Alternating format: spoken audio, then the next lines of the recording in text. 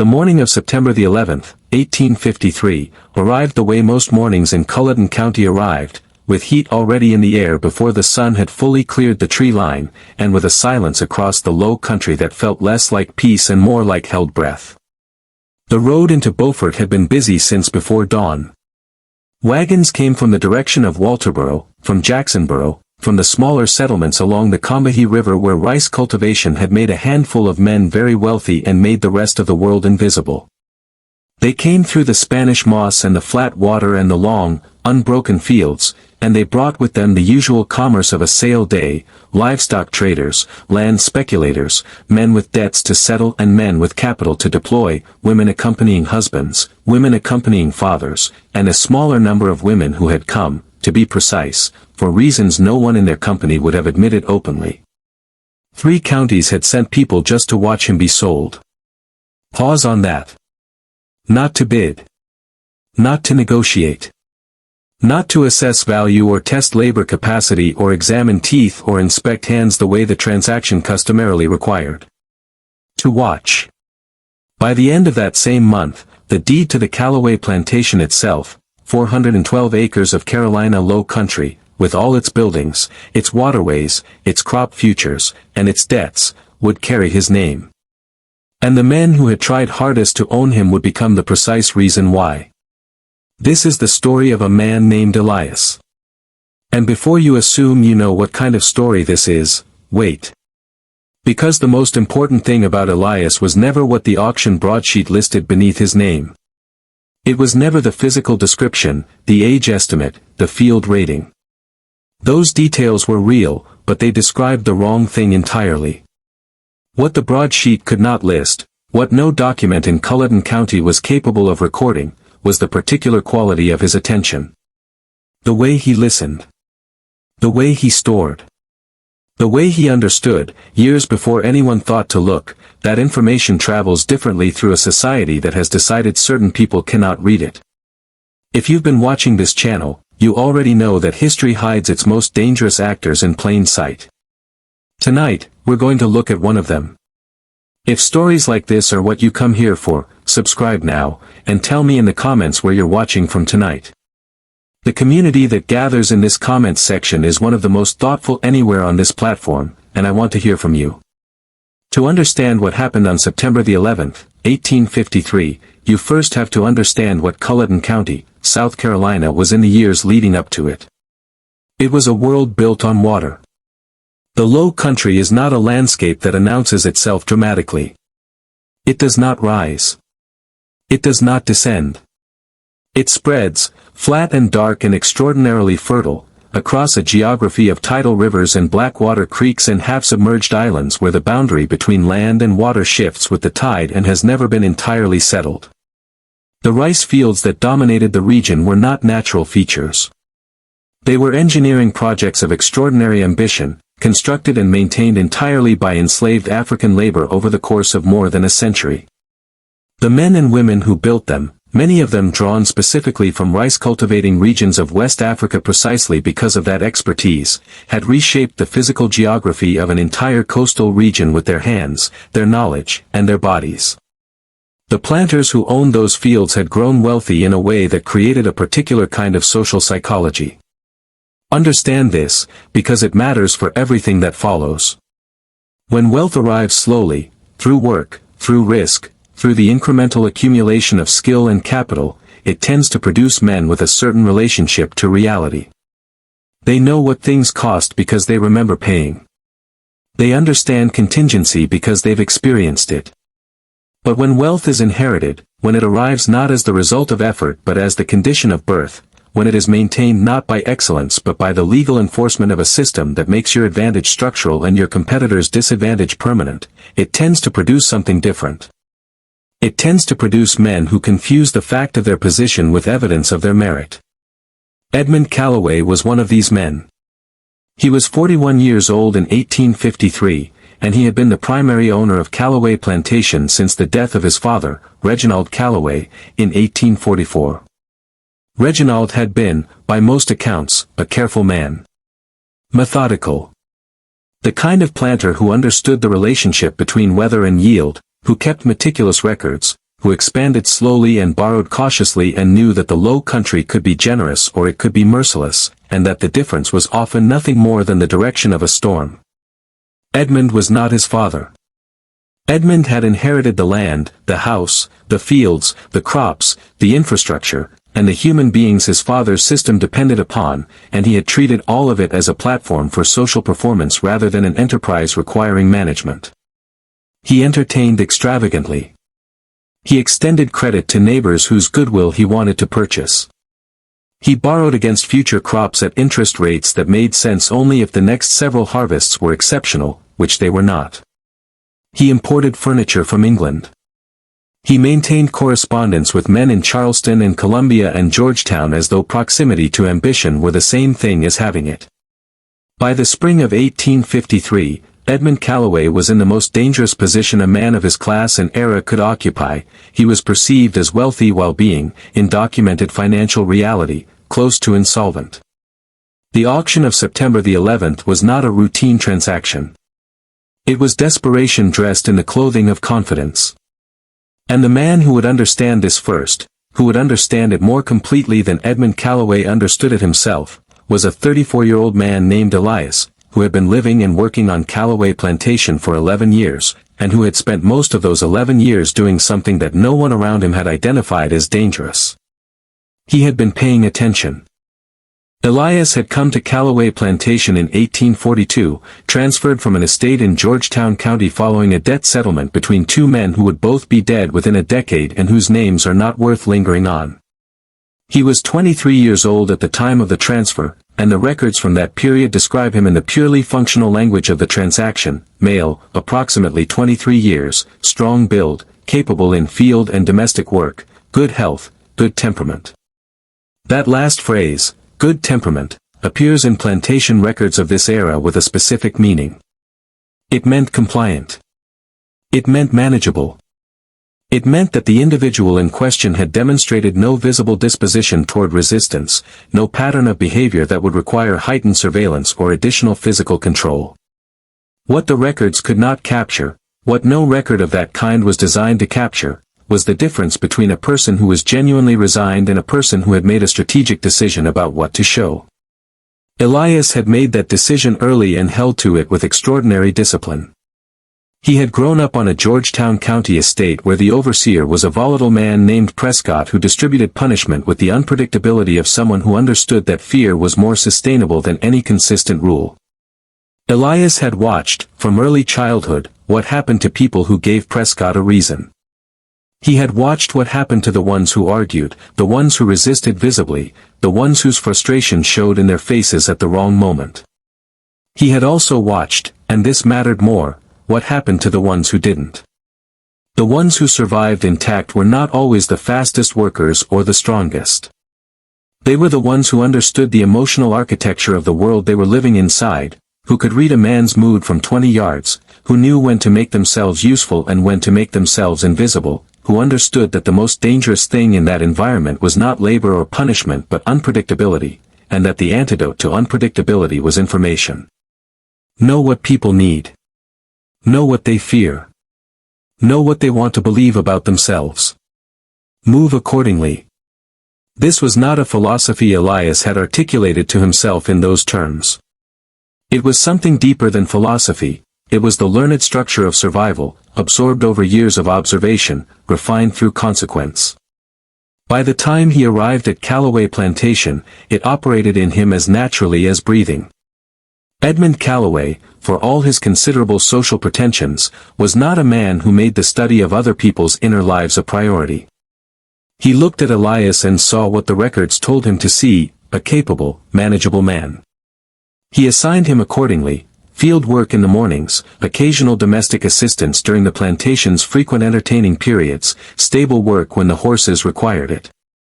What Edmund did not see, what none of the white residents of Callaway Plantation saw, because none of them were looking for it, was what Elias was doing during those domestic assignments. He was listening. Not in any dramatic or conspicuous way. Not by hovering near conversations or positioning himself strategically near closed doors.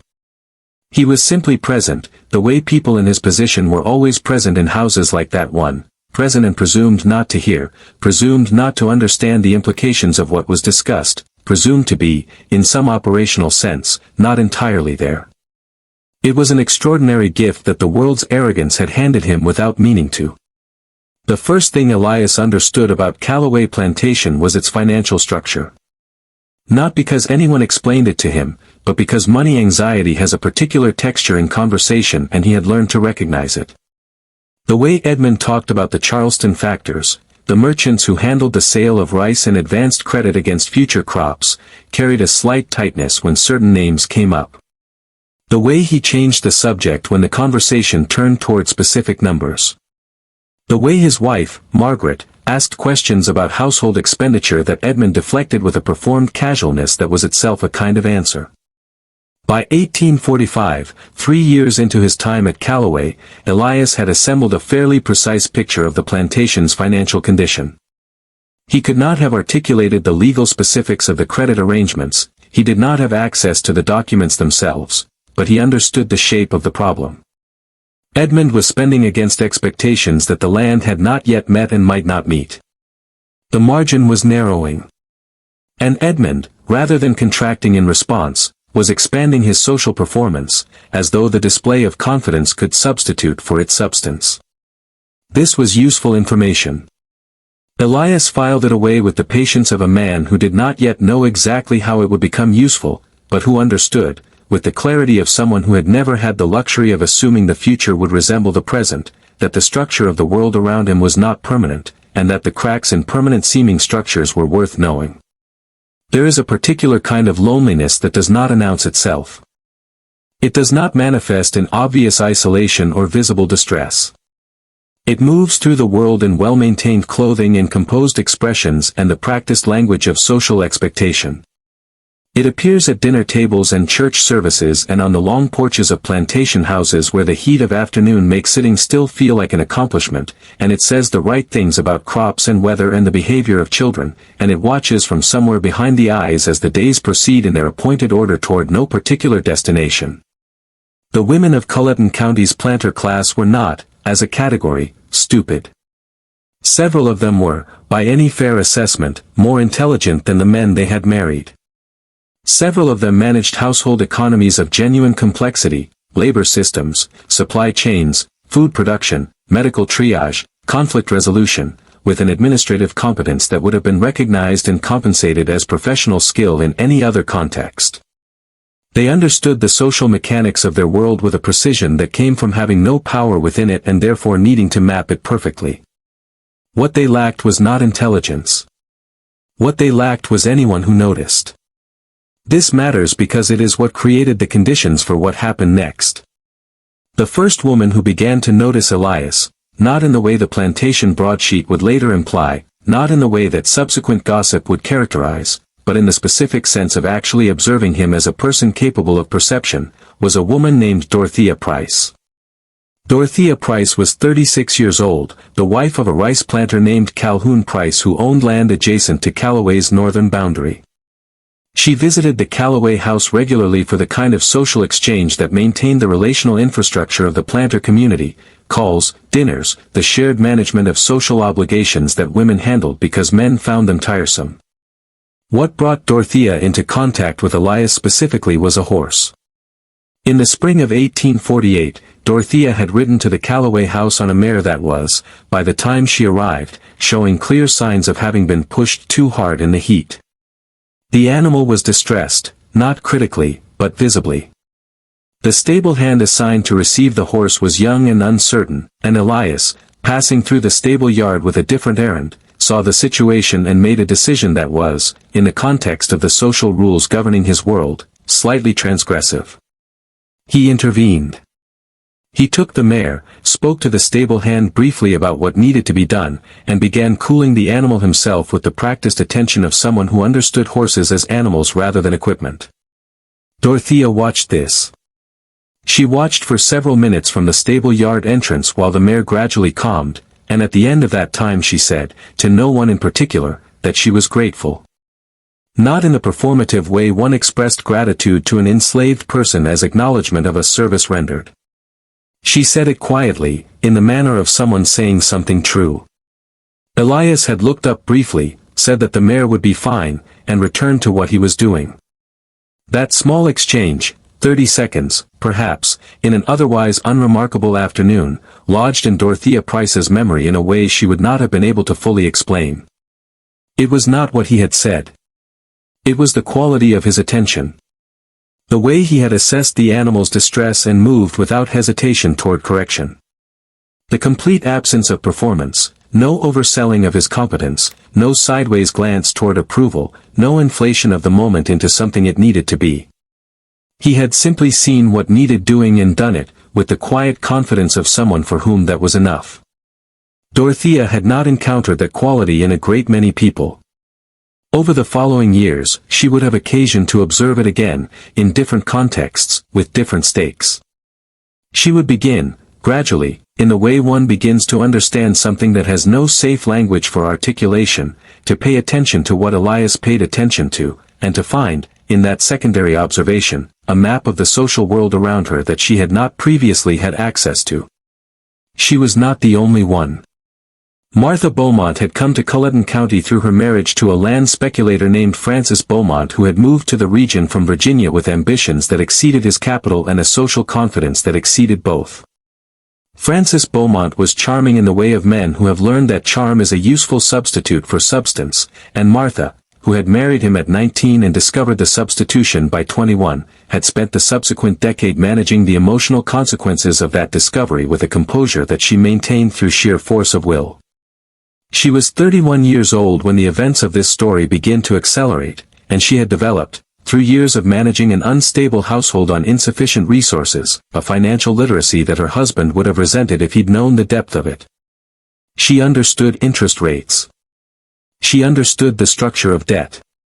She understood what the language of the Charleston factors' letters actually meant when their tone shifted from accommodating to formal.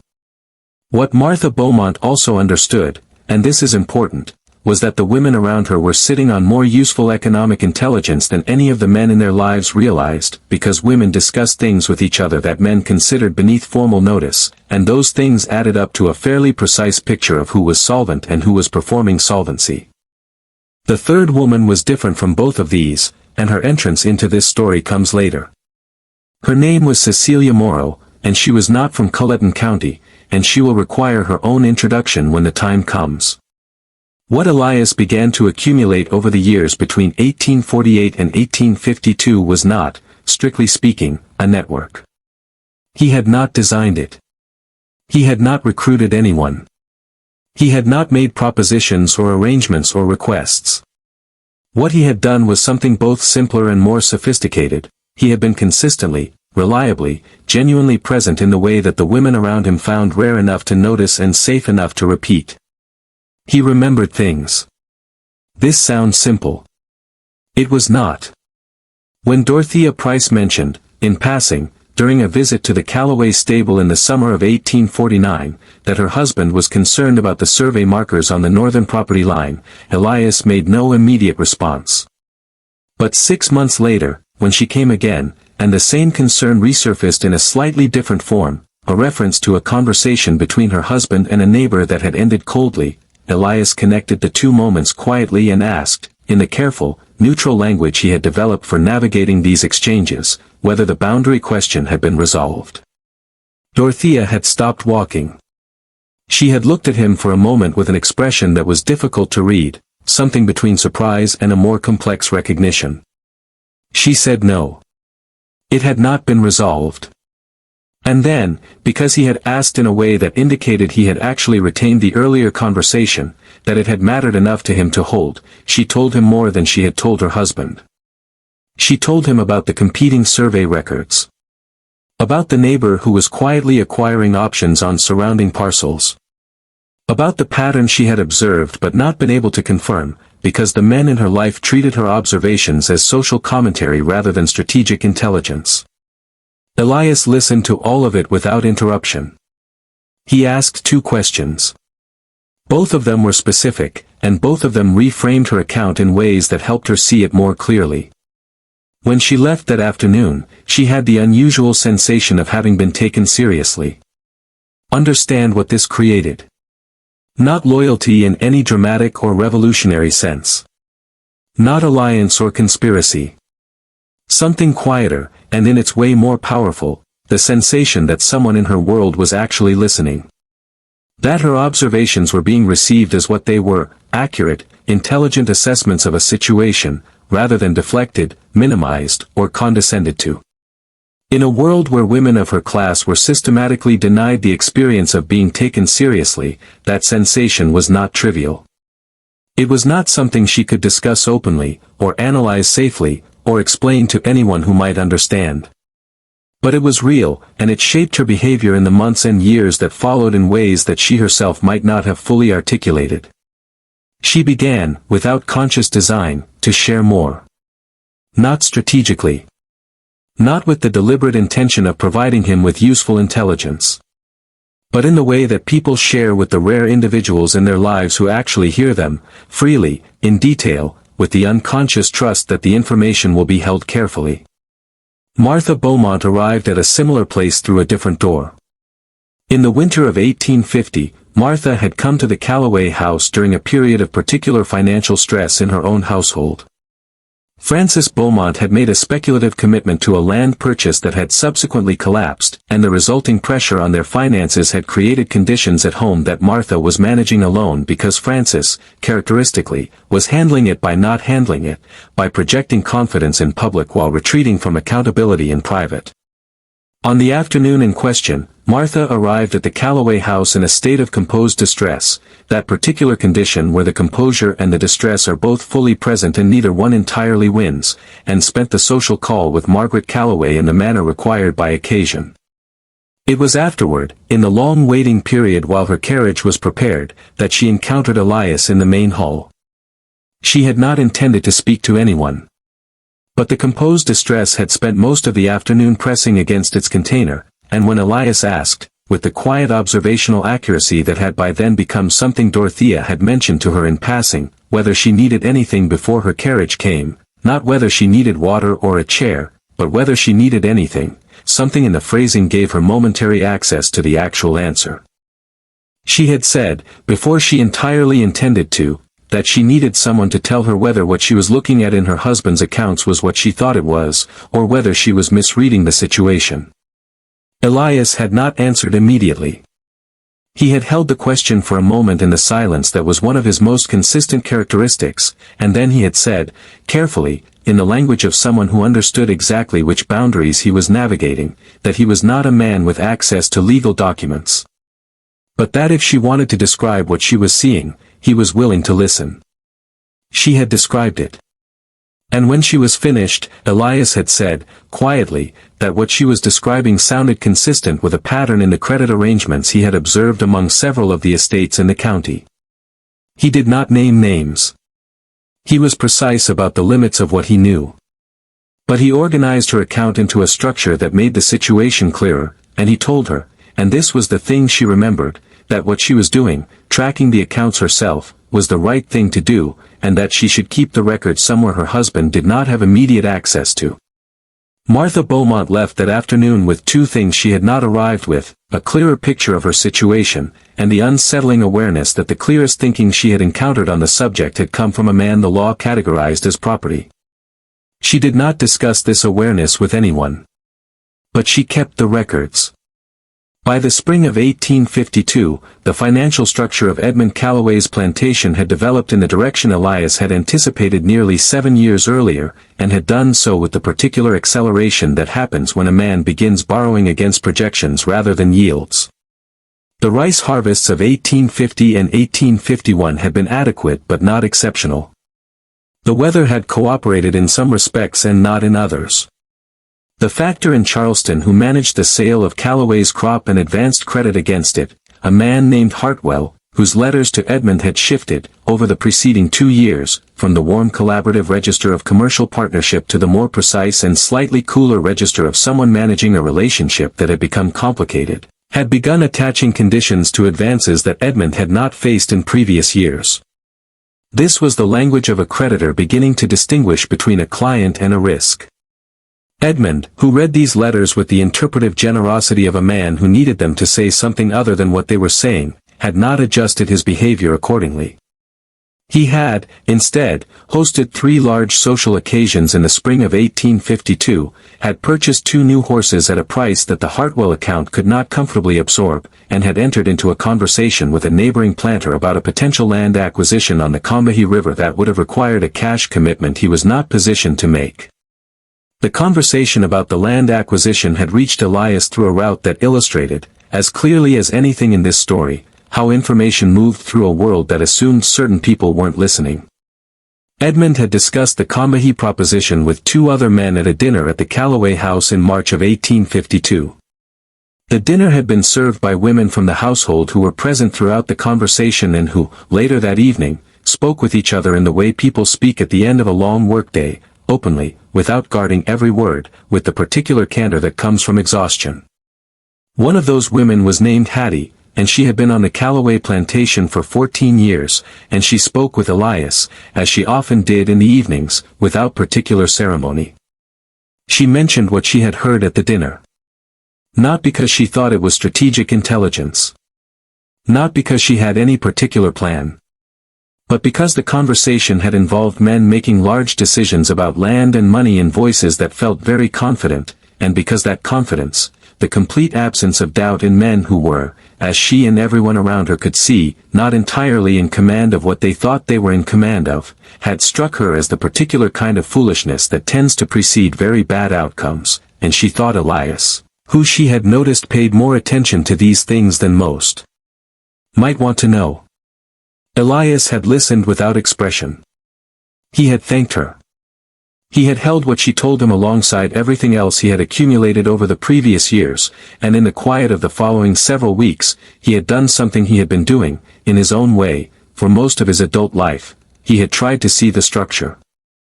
Not the surface of the thing, the confidence, the horses, the dinner parties, the letters from Hartwell. The structure. The shape of what was actually happening beneath the performance. What he saw was this. Edmund Calloway was not a man facing temporary difficulty. He was a man facing a reckoning. The timeline was not yet clear, but the direction was. The factor in Charleston was losing patience. The neighboring planter whose land Edmund wanted to buy was not going to extend the kind of credit the acquisition required. The social performance Edmund was sustaining was not creating goodwill that could be converted into financial assistance, it was creating the impression of a man who didn't need help, which meant help, when it became necessary, would arrive too late. At some point in the next 12 to 18 months, Edmund Calloway was going to need to sell something. And when he did, he was going to sell whatever was most valuable. Elias sat with this knowledge for a long time. He said nothing to anyone about what he believed was coming. He continued working. He continued listening. He continued, in the interactions that had by now become established patterns, being present for Dorothea Price and Martha Beaumont in the precise way he had always been present, attentive, careful, genuinely interested, holding what they told him with the respect of someone who understood that their intelligence was real even if no one else in their world was treating it that way. And he waited. She arrived in Culleton County in the autumn of 1852, and her arrival, in itself, was unusual enough to generate the kind of sustained commentary that settled communities generate around anything that resists easy categorization. Cecilia Morrow was 43 years old. She was a widow, her husband, a factor and land investor named Thomas Morrow, had died in 1849 leaving an estate that was, by the accounts available, considerably more substantial than most people expected a factor to accumulate. She had come from Charleston, where she had lived for most of her adult life, and she had come with the particular self-possession of a woman who had spent years managing money in a city where money was taken seriously, and who had no remaining reason to perform anything other than exactly who she was. She was not beautiful in the conventional way of the period's social ideal. She was striking, composed, alert, with a quality of focused attention that made people slightly uncertain about what she was actually thinking. She spoke less than most women in her social position were expected to speak. When she did speak, people tended to listen, which she had noticed and continued to notice as useful information about how much had been said in those previous silences. The story she gave for her arrival in Culloden County was the true one, which was also, conveniently, the least interesting version. She had an interest in land investment in the Low Country, she had family connections in the Beaufort area that made the region comfortable for her, and she was, at this point in her life, in a position to move freely and had decided to exercise that freedom in a direction with favorable long-term returns. What the story did not include, not because she was hiding it, but because no one asked the right question, was the degree to which she had already been watching the financial condition of several Culloden County estates before she arrived. Her late husband's network of factors and creditors had given her, over the years of their marriage and the 3 years since his death, a view into the economic structure of the Low Country's planter class that most people in Culloden County would have been startled to know she possessed. She knew about Hartwell's increasing caution toward the Callaway account. She knew about the land acquisition that hadn't happened. She knew about the horses. She had been watching Edmund Callaway the way a careful investor watches a position that is approaching a threshold, not yet at the point of action, but close enough that the preparations for action needed to begin. Cecilia Morrow was, to be precise about it, prepared to buy Edmund Callaway's debt. Not his land. Not his crops. His debt, the obligations he owed to Hartwell, the credit arrangements that had been advanced against future yields, the accumulated liability that, called at the right moment, would put Edmund Callaway in a position from which social performance could not rescue him. Purchasing debt of this kind was not unusual in the period. Factors transferred obligations between themselves as a matter of routine commerce. The unusual element was the identity of the purchaser, a woman, acting independently, without a male agent managing the transaction. This was not impossible in South Carolina, where the legal framework for women's property rights was somewhat more permissive than in other states, but it was uncommon enough that the mechanics required careful management. Cecilia Morrow had been managing careful mechanics for 20 years. She arrived at the first social occasion to which she was invited, a dinner at the house of a county magistrate named Pelham, in October of 1852, and she observed everything.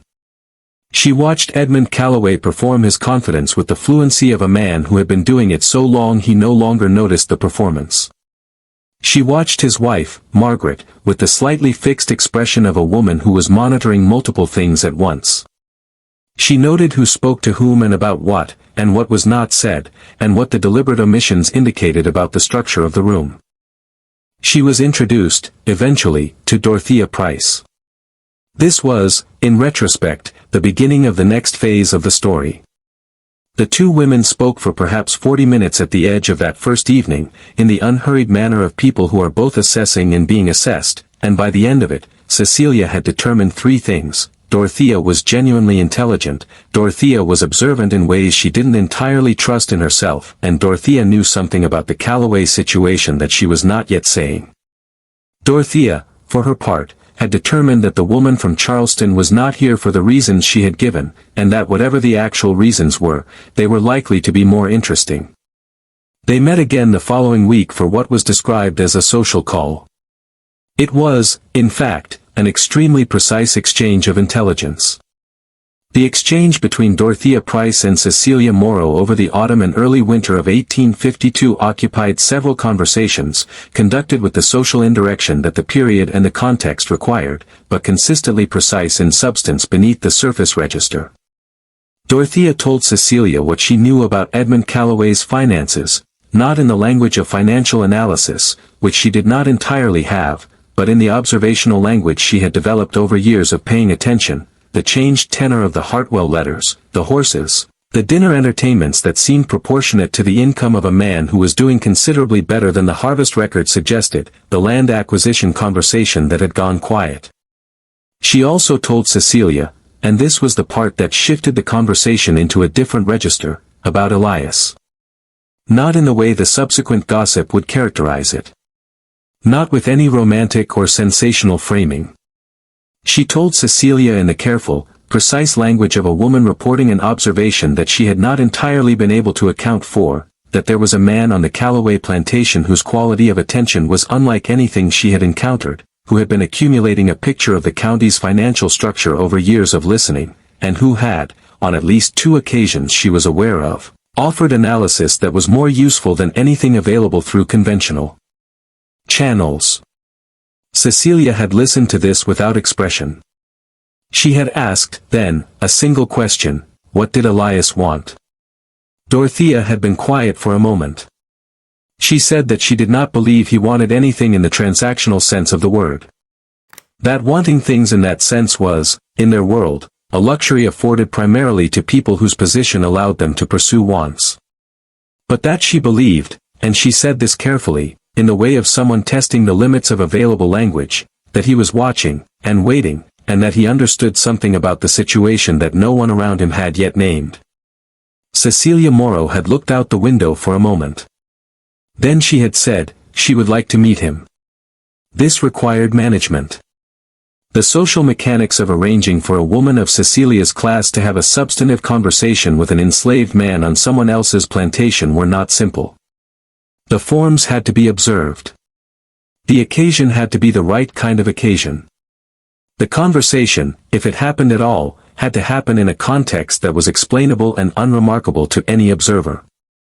It happened 3 weeks later, during a visit Cecilia paid to the Calloway plantation in the company of Dorothea, a visit framed as a social call on Margaret Calloway, which it also was, in the stable yard, during the period when carriages were being managed, when Cecilia had asked, with the careful casualness of someone who knew exactly what she was doing, whether the man attending her horse could recommend anything specific for the long return drive.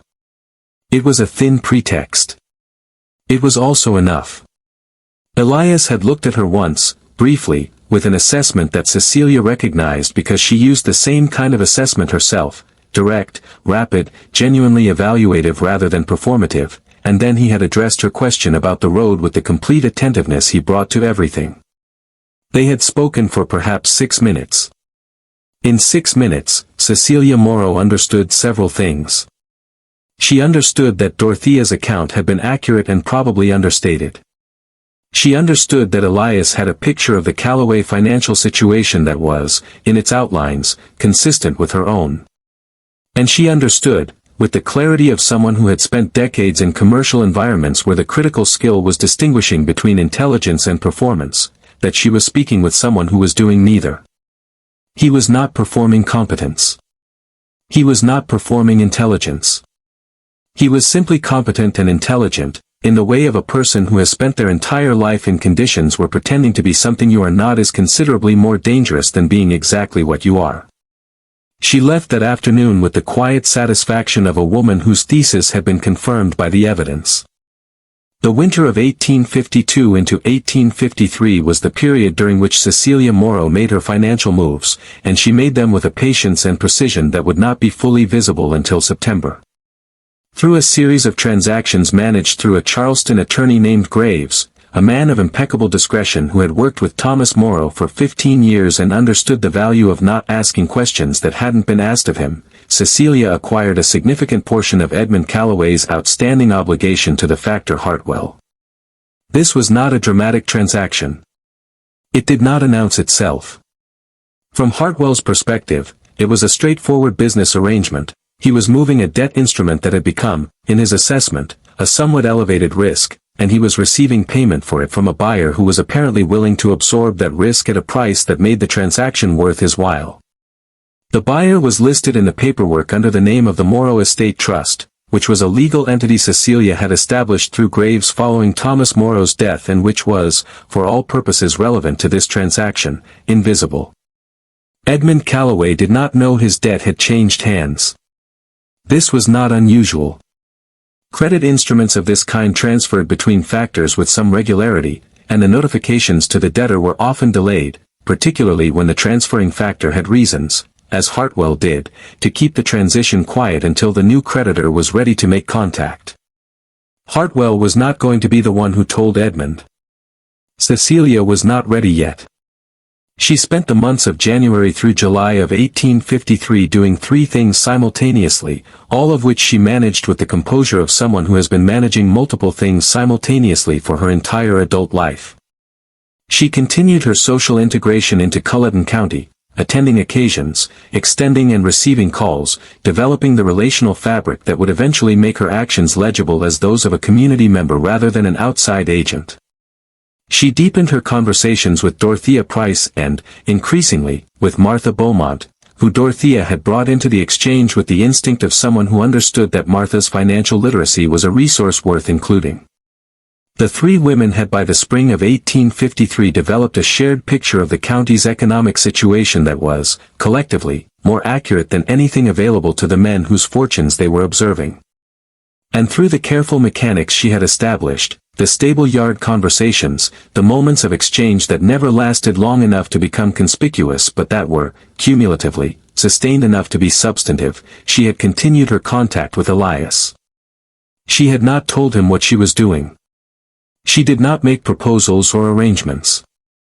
She asked questions and listened carefully, and she told him, with the directness she brought to everything, that she thought what was coming for the Callaway plantation was a reckoning, and that she was interested in what happened after it. He had held her words in the silence he brought to important things. Then he had said, quietly, that he had been thinking about after for a long time. She had nodded. That was all. But it was enough for both of them to understand that they were operating, in their separate spheres and through their separate means, toward the same general territory. The auction of Edmund Callaway's estate holdings was announced in late July of 1853 through a broadsheet circulated by Hartwell's factor office in Charleston, or rather, by the entity that had taken over the Callaway account from Hartwell, which was the Morrow Estate Trust, though this was not printed on the broadsheet, which listed only the legal name of the coordinating attorney. The timing and structure of the announcement were Cecilia Morrow's choices, though nothing in the document indicated this. The broadsheet listed several categories of property. Livestock. Farm equipment. Various household items from the Callaway house that had been inventoried and valued. A small timber claim on the northern portion of the property. And, in the section that would generate the particular and somewhat extraordinary response that this story is built around, a number of people, listed in the customary fashion of such documents, with approximate ages and brief descriptions. Elias was listed fourth. The description gave his age as approximately 34, his build, his assessed labor capacity, and a single phrase that in the language of these documents carried the weight it carried, exceptional temperament. That phrase, or rather, the accumulation of context that had grown around Elias in the years between his arrival at Callaway and the summer of 1853, was what produced the response. Dorothea had not intended to tell anyone about Elias specifically. She had not intended to create a story. But in a community that small, with a social fabric that integrated as completely as theirs did, a single mention, careful, measured, probably intended as a brief factual note, could travel further than its speaker anticipated. What traveled was not quite accurate. What traveled was the interpretation that accrues to things that travel. By August of 1853, there was a story circulating through 3 counties that was partially true and substantially embellished, which said that the man listed fourth on the Callaway broadsheet was the kind of person that did not appear often, that women of considerable intelligence and standing had developed opinions about him that were unusual in their intensity, and that the auction was going to be worth attending regardless of whether one intended to bid. Edmund Callaway, who received reports of this circulation, experienced a set of emotions he was not equipped to process constructively. He was humiliated. He was enraged. He was, beneath both of those, frightened in the specific way of a man who is losing control of a narrative he had believed himself to be authoring. The auction had already been, for Edmund, a profound degradation, the public acknowledgement that the performance he had sustained for 9 years had not been sufficient. That his father's legacy was being liquidated. That he was, in the cold language of the factor system, a risk that had been called. And now the story people were telling about his auction was not about his land or his livestock or even his house. The story people were telling was about a man he owned. Or had owned. Or had thought he owned. The distinction was beginning to feel less stable than it had previously appeared. The morning arrived. Heat before dawn, and the road full by the time the light was clear. Horses from Georgetown, from Dorchester, from Barnwell County, riders who had no business at a Culloden County estate sale and who were not there for business. Carriages that the social codes of the occasion did not entirely account for. Women whose husbands had not made the journey. Women who had made excuses that their husbands had accepted without examination because the alternative, looking too carefully at the excuses, might require asking questions they were not prepared to handle. The auction was set in a long open yard between the Callaway house and the first of the rice storage buildings, where a raised platform had been constructed to allow the auctioneer, a Charleston man named Forsyth who had conducted perhaps 300 such sales in his career, to command the proceedings. Edmund Callaway stood to one side of the platform with the particular stillness of a man who has run out of performances but has not yet identified an alternative way to be present. He was in his good coat. His face held the expression, practiced and, at this point, mostly automatic, of a man who has chosen to be here, who has orchestrated these events, who is conducting a transaction rather than suffering one. Nobody believed it.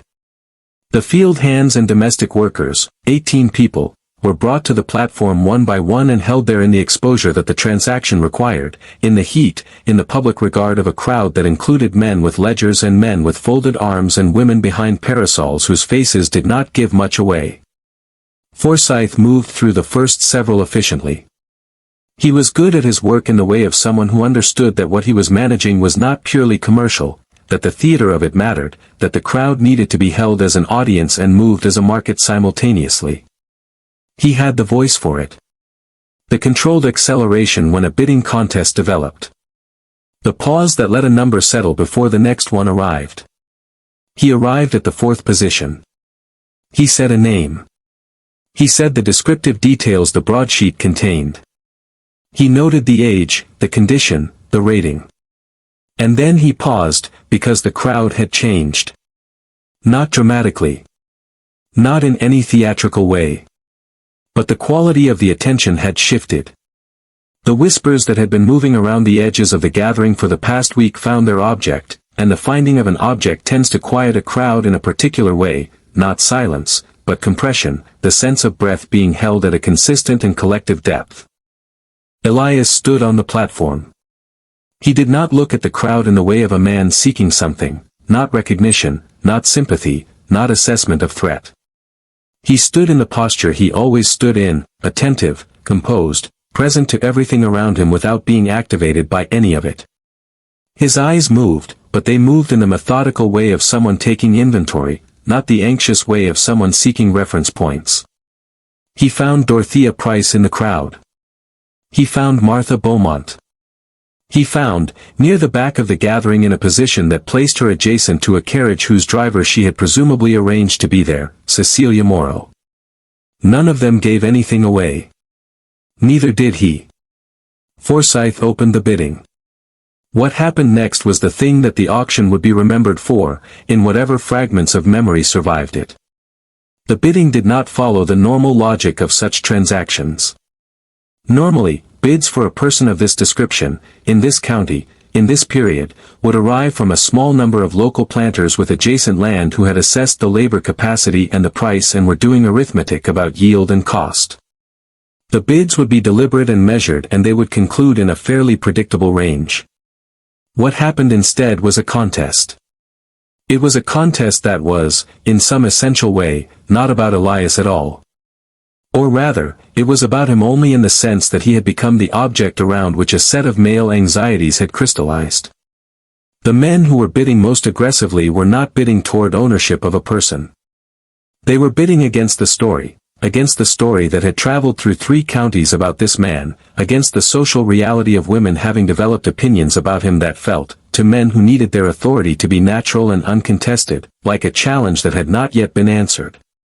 The bids climbed past the range that made economic sense and kept climbing. Edmund Callaway watched this from his position beside the platform with an expression that had given up on composure and landed somewhere between fury and a deeper, more bewildered wound. The auction of his estate, his failure, his reckoning, was producing, as its most dramatic and socially legible moment, a bidding war over a man he had thought he owned. The spectacle had consumed the story he was trying to tell about his own dignified transaction and replaced it with a story he had no control over. The bidding stalled at a number that was, by any standard of the period, exceptional. Forsyth raised his gavel. And then the documents arrived. They came with an attorney from Charleston who had ridden through the night, Graves, the same attorney who had managed the Morrow Estate Trust's acquisition of the Callaway debt instruments. He carried a leather case and moved through the crowd with the unhurried purpose of a man who has the only copy of a document that everyone is about to need. He spoke briefly to Forsyth. He handed him a document. Forsyth read it. He read it a second time. The gavel stayed where it was. There is a particular sound that a crowd makes when it understands that the event it has gathered to witness has become a different event. It is not quite silence and not quite noise. It is the sonic texture of collective recalculation, the sound of several hundred people simultaneously revising their understanding of what is happening. What Graves had brought was a legal notice of debt acceleration, the formal documentation that the principal debt obligation on the Callaway Plantation, now held by the Morrow Estate Trust, was being called immediately, and that this call, under the terms of the original credit arrangement that Edmund Callaway had signed 9 years earlier and almost certainly had not read carefully enough, had precedence over the sale of individual estate assets.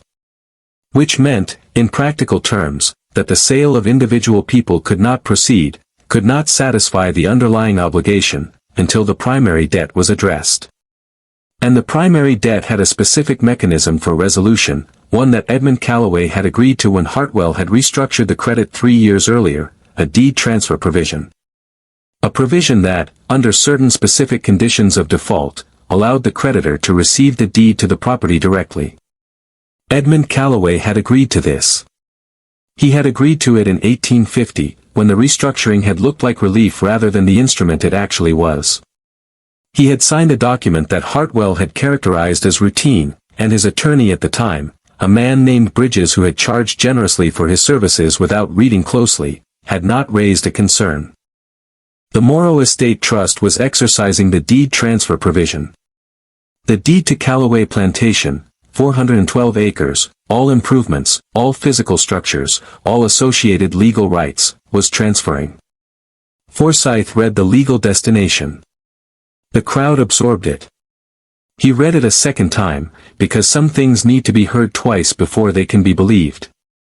The deed was transferring to the estate of Elias, formerly of Callaway Plantation, whose legal personhood had been established through a manumission document that had been filed with the Culleton County Court clerk 5 days earlier, filed by the Morrow Estate Trust as a condition of the transaction, and who was, as of the moment that document was filed, a free man standing on ground that was in the process of becoming his. The crowd did not erupt. That is the thing that this story requires you to understand about what happened next. Nobody cheered. Nobody collapsed. Nobody made a speech. The crowd stood in the heat of that September morning and absorbed something that the available social language of Culleton County, South Carolina, in 1853, was not capable of describing. There was no framework for it.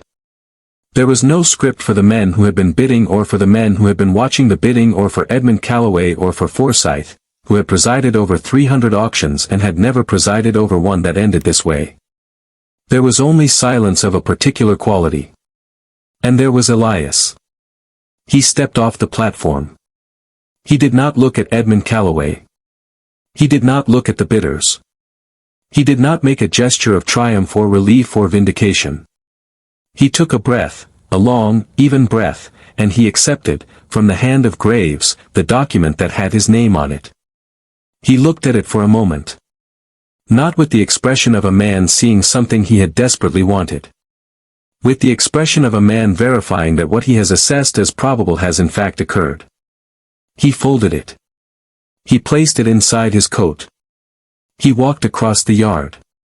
Everyone watched him. For the first time in 11 years on this plantation, nobody knew how to look at him. Not because he had changed, but because the category that had organized how they saw him was gone, and no replacement was available, and in the absence of a category, the available response was watching. He walked past the horses. Past the carriages. Past the long line of the rice storage building where the heat collected and the light off the water came in at an angle that made everything look like a painting of itself. He did not look back. The legal proceedings that followed the events of September the 11th occupied several weeks and generated a substantial amount of documentation in the Culleton County Court records, most of which describes, in the precise and affectless language of legal process, the transfer of property, the settlement of the outstanding debt, and the various claims and counterclaims that Edmund Calloway filed and withdrew in the weeks following the auction. None of the counterclaims succeeded. Edmund Calloway's attorney, Bridges, the same man who had failed to read the deed transfer provision clearly in 1850, filed objections on grounds of procedural irregularity, arguing that the manumission had been executed without proper authority, and then on grounds of the timing of the deed transfer provision's invocation, and then on other grounds that the court found, with increasing brevity in its responses, unconvincing. The Morrow Estate Trust's attorney, Graves, responded to each objection with the precision of a man who had anticipated each objection before it was filed, which he had. Cecilia Morrow, throughout the legal proceedings, maintained the composed public presence she had brought to every phase of this story. She attended social occasions. She received calls. She gave no public statement about the transaction, which attracted no shortage of curiosity and some degree of hostility from men in the county who found the entire series of events difficult to process and found her composure in the face of their difficulty particularly galling. She was not galled. She was not moved. She was, to the precise extent she had always been, exactly herself. Dorothea Price, in the weeks following the auction, experienced something she would not have been able to fully articulate, but that is perhaps best described as a kind of clarification. The years of observation, of paying attention to things that the available social framework told her were not worth paying attention to, had led, through a set of choices she had made without fully understanding where they were leading, to a moment in a county courthouse yard on a September morning when the structure of the world had shown itself to be less fixed than everyone around her had been acting. That mattered in ways that would continue to matter for the rest of her life. Martha Beaumont kept the records. She kept them long after the immediate crisis had passed, long after Frances Beaumont had discovered and resented them, long after the practical immediate need had resolved. She kept them because they were evidence of something she had learned about her own capacity that she did not intend to unlearn. Elias spent the autumn of 1853 in a process that was, in its practical dimension, the management of a legal transformation that had no clear precedent in the county and that required, as most transformations of that kind require, a sustained, patient navigation of a world that had not yet fully absorbed the fact that he was in it differently. He was, in the practical sense, a landowner. He was, in the social sense, in a position so outside the available categories of Culleton County, South Carolina, in 1853 that the categories themselves were visibly straining. Men who had driven from 2 counties away to watch him sold now encountered him in the street and did not know how to organize that encounter. The social language that governed interactions of this kind had not been written for this situation. He moved through all of it with the same quality he had always moved through things, attentive, composed, genuinely present without being activated. He had not changed. What had changed was the visibility of what had always been there. There is a question that sits at the center of this story, and it is the question that the available historical frameworks of the period were least equipped to ask, which is perhaps why it survived mostly in fragments, in court records, in letters, in the accounts passed between women who knew each other in communities that did not write down the things they knew most clearly. The question is, what did Elias understand, and when did he understand it? Not in the sense of the legal mechanism, that was Cecilia Morrow's work, and it was extraordinary work, and it deserves acknowledgement as the specific, concrete, legally precise intervention that it was. But the question of what Elias understood about the shape of his own situation, about the cracks in a world that presented itself as solid, is a question that the story itself suggests an answer to. He understood it early. Not because he had access to information others didn't have. Because he paid attention to information others were receiving and discarding. Because in a world that had decided he was not paying attention, he had developed, over years and decades, the particular kind of clarity that comes from having no option other than clarity, from being unable to afford the comforting distortions that people with more power apply to the evidence of their lives. Power that does not know it can be lost is the most fragile kind of power there is. Edmund Calloway did not know. He had inherited a structure and believed the structure was him, believed that the wealth and the land and the system were expressions of something interior, some essential quality, rather than arrangements that could be reorganized. That belief was not unusual. It was, in fact, the standard epistemology of his class and era. It was just wrong, and the wrongness had a price, and the price, in his case, was paid on a September morning in a plantation yard where the gavel never came down. Elias had never had the option of that belief. And so he had, instead, something that the belief precluded, an accurate picture of the world he was living in, held with the patience of a man who understood that accurate pictures are only useful if you hold them long enough for the right moment to come. The right moment came. He had been ready. History tends to preserve the names of people who acted dramatically, who made speeches, who led charges, who left documents that expressed their intentions in language the archive could hold. It tends to lose the names of people who moved quietly, who operated in the space between visibility and invisibility, who understood that the most powerful action available to them in a given moment was not necessarily the most visible one. This channel exists because those quiet, lost names deserve to be found. Because the most intelligent people in the story were not always the ones writing the documents. Because patience is not passivity, and listening is not silence, and the person who has been presumed not to understand the room is sometimes the one who understands it most completely. Elias walked off that platform in September of 1853 and nobody in Culloden County quite knew how to see him anymore. He already knew how to see them. He had known for years. If this story stayed with you, leave a comment below. Tell me what moment shifted something for you. And if you know someone who should be watching this channel, someone who understands that history's most important stories are usually the ones that weren't supposed to survive, send them this. Subscribe. These are the stories that history tried to bury. We're not letting them stay there.